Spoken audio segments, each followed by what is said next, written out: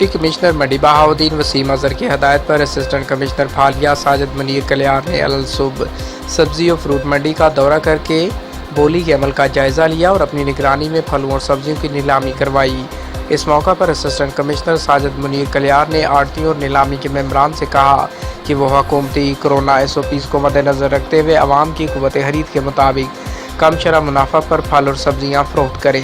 اور صارفین کے حقوق کا خیال رکھیں۔ انہوں نے کہا کہ بزدار حکومت کی ہدایت پر سبزی اور پھلوں کی قیمتوں کو کنٹرول کرنے کے لیے منڈی بہاؤدین میں نیلامی کے عمل کی مسلسل مانیٹرنگ کی جا رہی ہے، جس کی وجہ سے شہریوں کو ارزاں نرخوں پر ضروری اشیاء خرد و نوش سمیت پھل اور سبزی کی فراہمی ارزاں نرخوں پر ممکن بنائی جا رہی ہے۔ انہوں نے کہا کہ منڈیوں میں منمانی منافع خوری کی اجازت نہ ہے۔ منڈیوں میں خریداری کے لیے دکانداروں اور صارفین کو مناسب نرخوں پر اشیاء کی دستیابی یقینی بنائی جا رہی ہے۔ ساجد منیر کلیار نے کہا کہ کسی کو ذخیرہ اندوزی کرنے کی ہرگز اجازت نہیں دی جائے گی اور ذخیرہ اندوزی کرنے والوں کے خلاف سختی سے نپٹا جائے گا اور کوئی رعایت نہ برتی جائے گی، چاہے کوئی کتنا ہی بااثر کیوں نہ ہو۔